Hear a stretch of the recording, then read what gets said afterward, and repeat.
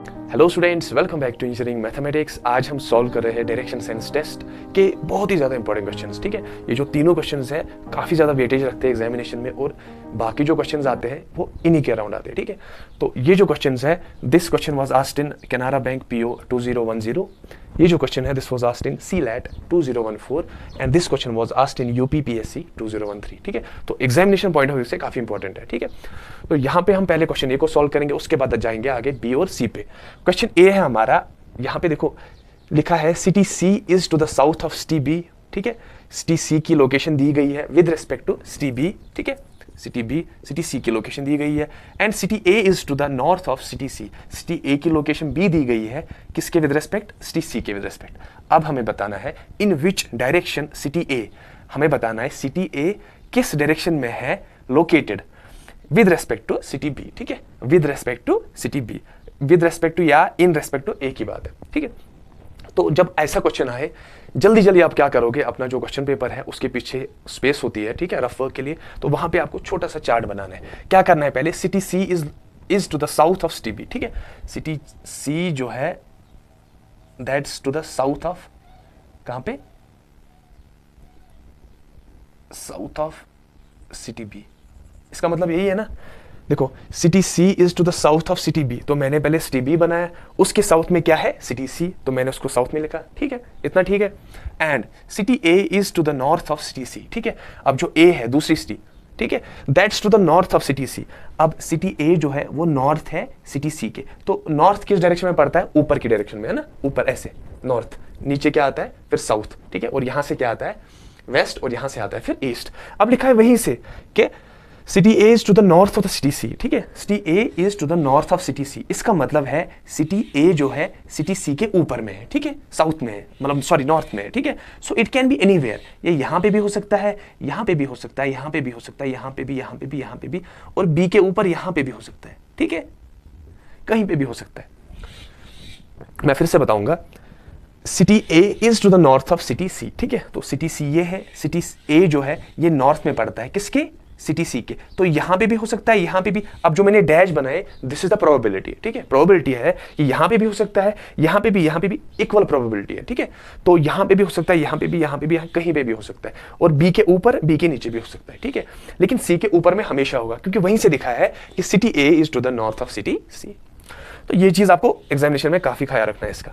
अब देखो क्वेश्चन क्या है, इन विच डायरेक्शन सिटी ए। ठीक है, किस डायरेक्शन में सिटी ए है, अब हमें बताना है किस डायरेक्शन में सिटी ए है, लेकिन उसके बाद लिखा है in respect of city B, तो हमें देखना है सिटी बी से। सिटी बी से हम नजर मारेंगे, और किसकी तरफ नजर मारेंगे हम? सिटी ए की तरफ, और हम देखेंगे ये किस डायरेक्शन में, चाहे साउथ में, चाहे ईस्ट में, चाहे नॉर्थ में है, चाहे वेस्ट में। ठीक है, किसी भी डायरेक्शन में, लेकिन हमें क्या करना है, यहां पे लिखा है इन विच डायरेक्शन सिटी ए, तो सिटी ए की तरफ नजर मारनी है, हमें देखना है किस डायरेक्शन में। ठीक है, is located in respect of city B, तो कहां से नजर मारनी है? सिटी बी से। ठीक है, तो मैं यहां पे बैठूंगा सिटी बी पे, मैं नजर मारूंगा सिटी किसकी तरफ? ए की तरफ, सिटी ए की तरफ मैं नजर मारूंगा।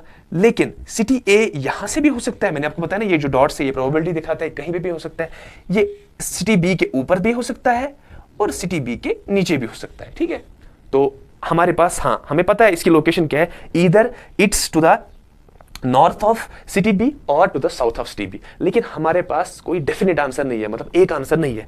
अब हम जाएंगे ऑप्शंस पे। ठीक है, यहां पे जब आपको दो आंसर्स मिलेंगे आप डायरेक्ट ही ऑप्शंस पे जाओगे। ऑप्शंस में नॉर्थ है, हाँ ये हो सकता है, साउथ है ये भी हो सकता है, ईस्ट नहीं हो सकता, ईस्ट तो नहीं हो सकता है ना, ईस्ट में तो नहीं है, और थर्ड ऑप्शन है कैन नॉट बी डिटरमाइंड, और फिर उसके बाद है वेस्ट, वेस्ट में भी नहीं हो सकता। अब हमारे पास तीन ऑप्शंस आ गए, कौन सा? नॉर्थ, साउथ और कैन नॉट बी डिटरमाइंड। देखो अगर हम नॉर्थ को टिक करेंगे ना, तो नॉर्थ वाला एक क्राइटेरिया तो फुलफिल हो गया, लेकिन इसका मतलब ये नहीं कि साउथ में नहीं है, साउथ में भी हो सकता है। ठीक है, so south can also be a correct option. तो अगर हम नॉर्थ को टिक करेंगे इसका मतलब है साउथ नहीं है, सो दैट्स रॉन्ग, क्योंकि ये दोनों में हो सकता है, या तो नॉर्थ में होगा या साउथ में होगा। ठीक है, अब हम अकेला नॉर्थ को करेंगे टिक, तो ये गलत है, तो नॉर्थ अकेला भी नहीं आएगा। चलो अब साउथ की तरफ, साउथ पे पहुंचेंगे हम, तो साउथ पे हम अगर टिक मारेंगे इसका मतलब है नॉर्थ का तो नहीं है। ठीक है, लेकिन मैंने आपको पहले ही बताया सिटी ए जो है it can be anywhere from here to here, तो ये पड़ता है बी के नॉर्थ में भी, बी के साउथ में भी, तो अगर हम अकेले साउथ को टिक मारे तो ये भी गलत है। तो इसका मतलब है इस क्वेश्चन का आंसर है कैन नॉट बी डिटरमाइंड। क्यों? क्योंकि हमारे पास वो डेटा नहीं है, हमारे पास इनसफिशिएंट डेटा है, हम इसको बोलते हैं, ठीक है, इनसफिशिएंट डेटा है to determine the position of city A with respect to city B, ठीक है। तो ऐसे क्वेश्चंस एग्जाम में आएंगे, कंफ्यूज होने की कोई जरूरत नहीं है, you can do it easily. सिर्फ यहां पे लिखना है कैन नॉट बी डिटरमाइंड, क्योंकि ये परफेक्ट आंसर है। हाँ, अगर हमारा एक और ऑप्शन होता इधर नॉर्थ और साउथ, कभी कभी अब देखो ये जो क्वेश्चन है ये आ चुका है, ठीक है, कनारा बैंक पीओ में 2010 में आ चुका है। अब आगे अगर क्वेश्चन आए यही क्वेश्चन, लेकिन उसके ऑप्शंस जो है एग्जामिनर चेंज करेगा, वो लिखेगा ईदर नॉर्थ और साउथ, और लिखेगा इनमें से बताओ कौन सा ठीक है। तो आपको उस टाइम पे कैन नॉट बी डिटरमाइंड पे नहीं देना है, आपको उस टाइम पे इधर नॉर्थ और साउथ, क्योंकि हमें पता है, क्योंकि सिटी ए का जो लोकेशन है या तो सिटी बी के नॉर्थ में पड़ता है या साउथ में पड़ता है। So this is most appropriate answer, north और साउथ। लेकिन अगर ये नहीं हुआ तो इसका मतलब है कैन नॉट बी डिटरमाइंड, हम बता नहीं सकते, ना तो नॉर्थ एलोन आएगा ना तो साउथ एलोन आएगा, ठीक है। I hope you got it. कोई कंफ्यूजन होगा तो मुझे कमेंट्स बताना। हाँ, अब क्वेश्चन नंबर 2 है, this question was asked in CLAT 2014, जो मैनेजमेंट के स्टूडेंट्स होते हैं या जो यूपीएससी की तैयारी कर रहे होते हैं, उनके लिए ये जो सिटिंग अरेंजमेंट होता है स्टूडेंट्स का, उनके बेस्ड क्वेश्चन बहुत सारे आते हैं, ठीक है। This is one of the example. तो यहाँ पे हमारे पास 4 फ्रेंड्स है, रोहन, वैभव, विनय एंड सलीम, ठीक है। ये जो चारों फ्रेंड्स है ये क्या खेल रहे हैं? प्लेइंग कार्ड्स, ठीक है। तो दे आर प्लेइंग कार्ड्स। अब Rohan and Vaibhav are partners. आपको पता है जब भी हम कार्ड्स खेलते हैं तो क्या होता है, उसमें 2-2 के पार्टनर्स होते हैं, 4 बंदे मिनिमम, मतलब मैक्सिमम या खेल सकते हैं। तो उसमें क्या होता है, 2 पार्टनर्स होते हैं और 2 ग्रुप्स बनते हैं उसमें, ठीक है। सिमिलरली यहाँ पे भी रोहन, वैभव, विनय और सलीम में से 2 पार्टनर्स कौन कौन से हैं? रोहन और वैभव, ठीक है। और वैभव और रोहन आपस में पार्टनर्स है, ठीक है। ओके, डन, बस इतना ही दिया है, सिर्फ पार्टनर्स है। तो सेकंड पार्टनर्स हमारा क्या है? विनय और सलीम, ठीक है। तो हमारे पास 2 ग्रुप्स बन गए, रोहन एंड दिया है वहीं से वैभव। तो एग्जामिनर ने सिर्फ इतना ही दिया, अब सेकंड पार्टनर कैसे ढूंढे? ऑब्वियसली 4 ही बंदे रह गए, 4 बंदे थे, 2 बंदे ऑलरेडी बना चुके, तो बचे 2, वो आपस में बनाएंगे, विनय और सलीम, विनय एंड सलीम। अब इनके बीच में आपस में मैच हो रहा है, ठीक है। रोहन और वैभव के बीच में मैच हो रहा है, रोहन एंड वैभव और विनय और सलीम के बीच में आपस में मैच हो रहा है, डन। अब देखो बस इतना ही दिया है, सलीम फेसेस टुवर्ड्स नॉर्थ, ठीक है। अब देखो मैं यहाँ पे जल्दी से रफ कर लेता हूँ, सलीम फेसेस टुवर्ड्स नॉर्थ, कहाँ पे? Salim faces towards north. तो इसका मतलब है सलीम यहाँ पे है और फेस कर रहा है ऐसे, ये दिया है ना, क्योंकि आपको पता है हमारी डायरेक्शंस क्या क्या होती है, ये होता है साउथ, ये होता है नॉर्थ, ये होता है हमारा ईस्ट और ये होता है हमारा वेस्ट, ठीक है। अब दिया है सलीम फेसेस टुवर्ड्स नॉर्थ, तो ऊपर की तरफ यहाँ पे है ना, ऐसे ऐसे ऐसे और ऐसे, तो सलीम फेसेस टुवर्ड्स नॉर्थ, तो मैंने लिखा ऊपर की तरफ, ठीक है। If Roshan faces towards waste, अब ये भी दिया है कि जो रोशन है वो कहाँ की तरफ देख रहा है? वेस्ट की तरफ देख रहा है, ठीक है। तो मैं लिखूंगा यहाँ पे रोशन जो है, रोशन यहाँ पे बैठा होगा, तो कहां की तरफ देख रहा है? वेस्ट की तरफ। यहां पे वेस्ट है ना। देखो ये जो चार्ट है ये आपको याद रखना है, ठीक है। ये कभी चेंज नहीं होगा, चाहे आप बोर्ड पे लिखो चाहे कहीं पे भी लिखो, ठीक है। आप एग्जामिनेशन में लिखो, ये जो चार्ट है चेंज नहीं होता है। हाँ, आपका जो लेफ्ट और राइट आपकी पोजीशन के हिसाब से चेंज हो सकता है, दैट्स नो प्रॉब्लम, लेकिन ये जो डायरेक्शन से कभी चेंज नहीं होते। Coming back to the point, यहाँ पे रोशन फेस कर रहा है वेस्ट की तरफ, देखो यहाँ पे देख रहे हैं ना वेस्ट की तरफ, वेस्ट यहाँ पे, तो रोशन को मैंने लिखा यहाँ की तरफ, ठीक है। Okay, then who faces towards south. अब हमें फाइंड करना है कि साउथ की तरफ कौन देख रहा है, यहाँ पे, ठीक है। साउथ की तरफ कौन देख रहा है? देखो अगर आप अपना दिमाग इस्तेमाल करोगे यहाँ पे, तो आप बोलोगे हाँ ये जो रोहन और वैभव है ये आपस में पार्टनर्स है, तो ये आपस में अपोजिट की मतलब डायरेक्शन में बैठे होंगे, ठीक है। मतलब Rohan will be facing towards Vaibhav and similarly Vinay will be facing towards Salim. और इसका मतलब है मैं यहाँ पे क्या लिखूंगा? विनय लिखूंगा ऊपर और यहाँ से लिखूंगा मैं क्या? रोहन के अपोजिट वैभव। लेकिन ये बिल्कुल गलत है, ठीक है, ये बिल्कुल गलत है, क्योंकि ये रीजनिंग है, ठीक है। रीजनिंग में हम मतलब वो रूल्स हम जो कार्ड प्लेइंग के रूल्स होते हैं वो हम फॉलो बिल्कुल भी नहीं करते। यहाँ पे हम सिर्फ और सिर्फ कंक्लूजन निकालते हैं बेस्ड ऑन द क्वेश्चन, जो हमें क्वेश्चन बोल रहा है, ठीक है, ठीक है। तो हमें उसके आगे अपना दिमाग इस्तेमाल नहीं करना है, वो करना है, ये करना है। हाँ, कुछ चीजें हैं जो हमें पहले पता होनी चाहिए, जो मैं आपको बताऊंगा, सनराइज, सनसेट, शैडो कहां से बनेंगी, that's different, that's universal fact. लेकिन ये जो चीज है sting arrangement in playing cards, this is not universal, ठीक है, ये खुद हमने बनाया है, तो वी कैन चेंज देम। ये जरूरी नहीं है कि रोहन और वैभव आपस में पार्टनर्स है तो अपोजिट की डायरेक्शन में आप में वो देख रहे होंगे, ठीक है। इसका मतलब है दिस इज नॉट यूनिवर्सल। तो रोहन और वैभव साइड साइड में भी बैठ सकते, एडजेसेंट में भी बैठ सकते। हाँ, अगर यहाँ पे स्पेसिफाई दिया होगा कि रोहन और Weber are facing opposite to each other, तो यहाँ पे हमारा आंसर डेफिनेटली निकल जाता है। लेकिन यहाँ पे ऐसा कुछ दिया ही नहीं है। या अगर ये भी दिया होता है कि रोहन और Weber are sitting side by side, तो वहां पे भी हमारा कंक्लूजन आ जाता है। लेकिन यहाँ पे कोई भी कंडीशन नहीं दी है, ना तो फेस टू फेस दिया गया है, ना हमें साइड टू साइड दिया गया है। तो हम क्या करेंगे, विनय को भी क्रॉस करेंगे, क्योंकि हमें पता नहीं है यहाँ पे क्या हो सकता है। It can be Vinay and it can be Vaibhav, it can be Vinay, ठीक है, दोनों हो सकते हैं, ठीक है। यहाँ पे विनय हो सकता है, यहाँ पे वेबो, और यहाँ पे वेबो, यहाँ पे विनय। तो अगर मैं विनय को टिक करूं तो ये गलत होगा, तो विनय भी नहीं होगा। वेबो अकेला ये भी नहीं होगा। सलीम तो है नहीं, सलीम ऑलरेडी दिया है, Salim is facing towards north, तो कैसे होगा कि सलीम फेस कर रहा होगा टुवर्ड्स साउथ, ये तो पॉसिबल नहीं है। तो सलीम तो बिल्कुल भी नहीं आएगा, ठीक है। और यहाँ पे डी ऑप्शन है, डेटा इज इनएडुकेट। इनएडुकेट का मतलब होता है कि इट्स नॉट स्पेसिफाइड, ठीक है। जनरल में बात की गई, हाँ वो 4 बंदे जो है वो कार्ड्स खेल रहे थे, लेकिन ये नहीं बताया गया है कि कहाँ पे उनकी सीटिंग अरेंजमेंट का वो कैसी थी, ठीक है। तो मैं लिखूंगा यहाँ पे डेटा इज इनएडुकेट, ठीक है। हाँ, अब यहाँ पे अगर ये जो क्वेश्चन है this was asked in CLAT 2014, अगर आगे ये क्वेश्चन आए तो एग्जामिनर एक और ऑप्शन ऐड करे, वो लिखे यहाँ पे वेबो और विनय, इधर वेबो, यहां पे लिखूंगा मैं इधर वेबो और विनय, तो हम टिक करेंगे ई को, ना कि डेटा इज इनएडुकेट को, ठीक है। क्योंकि देखो हमें देखना है ऑप्शंस में सबसे क्लोजेस्ट अप्रोच क्या रहता है। सबसे क्लोजेस्ट अप्रोच आपको, जब हमने चार्ट बनाया तो आपको पता है अब हमें पोजीशन फाइंड करनी है, इस पोजीशन पे कौन पता नहीं है, ठीक है। तो अगर वहीं से बता रहा है वो, या तो यहाँ पे वेबो होगा या विनय होगा, तो आप इसी को टिक करोगे, ठीक है। आपको पता है क्योंकि यहाँ पे वेबो भी हो सकता है और विनय भी हो सकता है, ठीक है। हाँ, अगर ऐसा ऑप्शन नहीं दिया हो तो इसका मतलब है डेटा इज इनएडुकेट, हमें पता नहीं है, तो हम डी ऑप्शन को टिक करेंगे, ठीक है। तो आई होप आपको ये समझ आया होगा।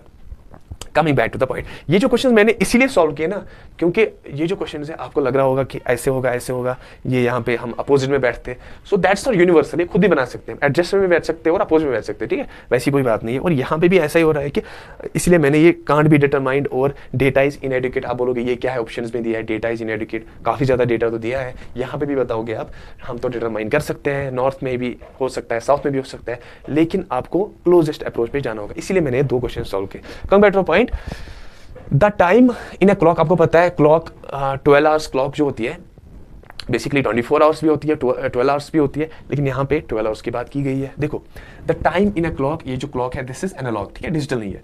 The time in a clock is 12:15, ठीक है। क्या है टाइम? 12:15, दैट मीन्स 12:15, ठीक है। आई थिंक 12:15 बोलते हैं, ठीक है। तो if the hour hand point is towards east, अगर जो मैं आपको घड़ी बना के देता हूँ पहले, देखो यहाँ पे, ठीक है, ये जो घड़ी है यहाँ पे कितना है 12, ठीक है, यहाँ पे कितना है 3, यहाँ पे कितना है 6 और यहाँ पे कितना है 9, है ना, यही होता है ना।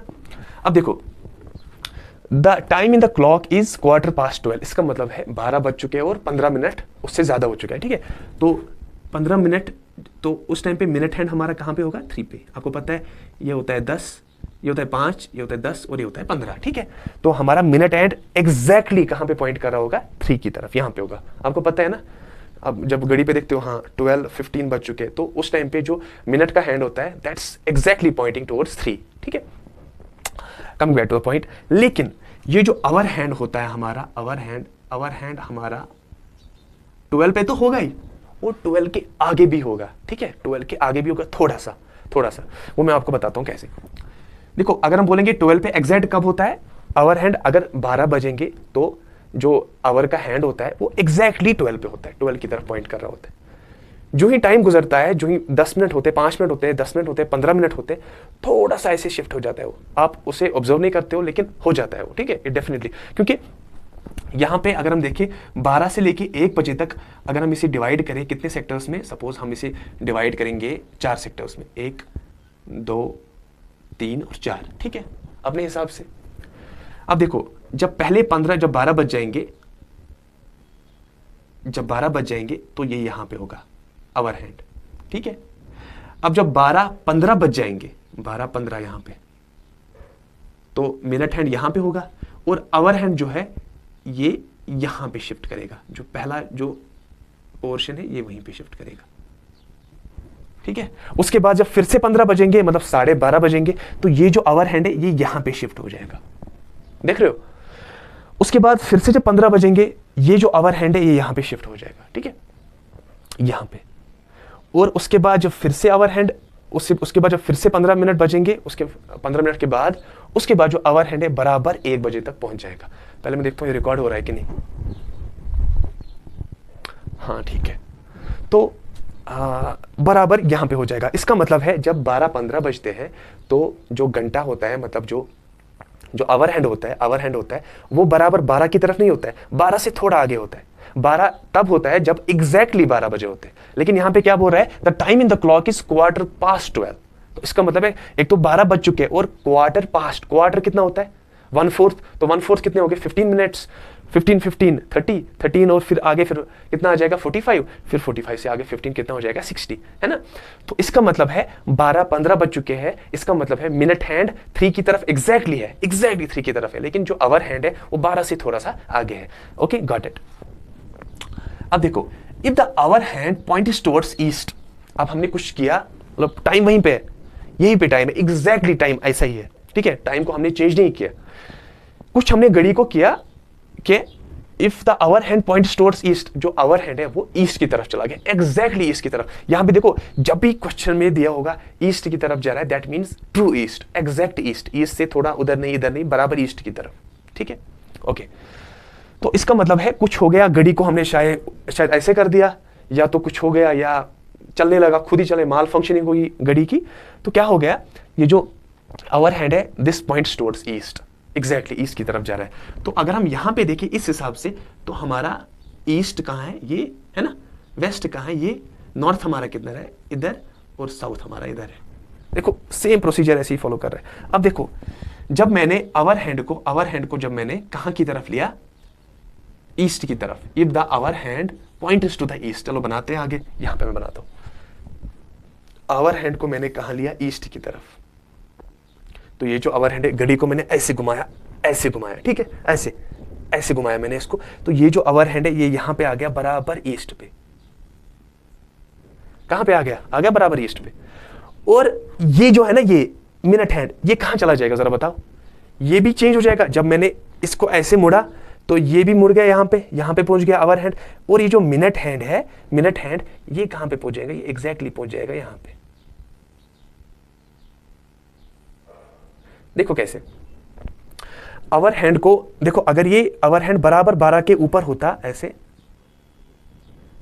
तो अगर मैं इसे चेंज करता डेफिनेटली ये यहां पे आ जाता, ईस्ट पे बराबर आ जाता। और ये जो है मिनट, ये कहां पे आ जाता, ये आ जाता साउथ पे। याद रखना, ये जो मिनट हैंड है बराबर साउथ पे आ जाता।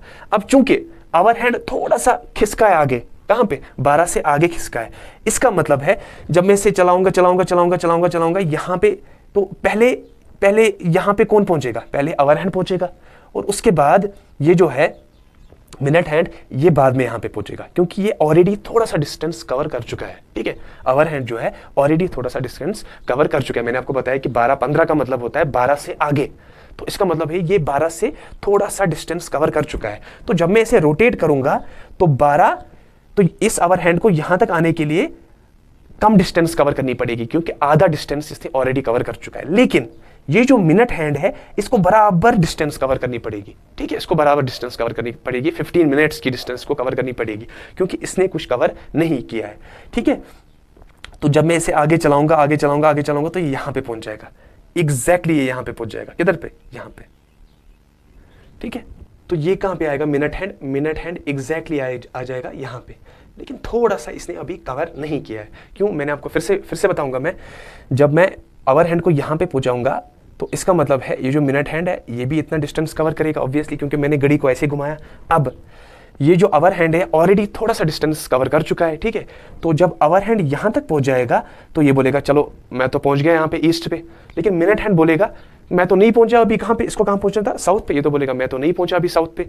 क्यों, क्योंकि, लेकिन आवर हैंड बोलेगा इसे मैं तो पहुंच चुका हूं, क्योंकि मैंने ऑलरेडी थोड़ा सा डिस्टेंस कवर करा था, ठीक है। This is just an example कि अगर सपोज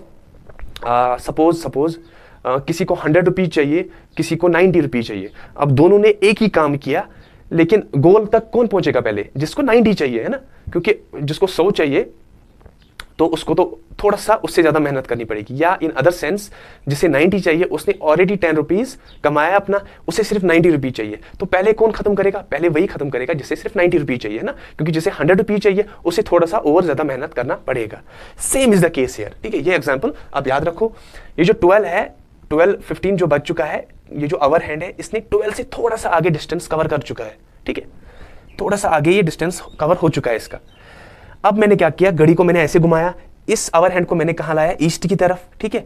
तो ये तो आ जाएगा ईस्ट पे, ऑब्वियसली ये आ जाएगा यहाँ पे ईस्ट पे, आवर हैंड आ जाएगा ईस्ट पे, लेकिन मिनट हैंड जो है ये बराबर साउथ पे नहीं आएगा। क्यों? क्योंकि मैंने एनर्जी लगाई तो ईस्ट को, इसको मैंने ईस्ट तक पहुंचाया, बस मुझे यही काम करना है। ये पहले क्यों पहुंचा आवर हैंड? क्योंकि इसने पहले थोड़ा सा डिस्टेंस कवर किया था, लेकिन ये जो है मिनट हैंड, इसने डिस्टेंस कवर नहीं किया है। जैसे किसी को 90 रुपीज़ चाहिए, किसी को 100 रुपीज़ चाहिए, उससे और एक और बंदा है उसे 90 रुपीज़ चाहिए, ठीक है। तो ये जो 90 रुपीज़ वाला बंदा है इसने 10 रुपीज़ ऑलरेडी ये कमा चुका है, अब इसको चाहिए सिर्फ 90 रुपीज़, तो पहले कौन खत्म करेगा? पहले 90 वाला खत्म करेगा, ठीक है। और ये जो 100 रुपीज़ वाला है, जिसको 100 रुपीज़ चाहिए, उसे बहुत ज़्यादा मेहनत करनी पड़ेगी, तो उसका बैलेंस 10 रुपीज़ रहेगा। 90 तो वो कमाएगा उसके साथ ही, लेकिन 10 रुपीज़ वो कमा नहीं पाएगा उस गिवन टाइम में, जिस गिवन टाइम में 90 वाले ने पैसा कमाया था, ठीक है। सो इट्स दैट एग्जांपल, ये काफ़ी ज़्यादा आसान है। तो मैं बोलूँगा यहाँ पे ये जो हमारा मिनट हैंड है, इट्स पॉइंटिंग टुवर्ड्स, इट्स यहाँ पे साउथ है और ये डायरेक्शन कौन सी? East, so it's towards south east.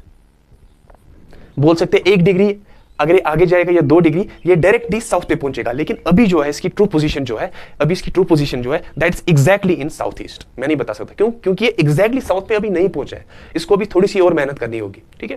So this is the concept.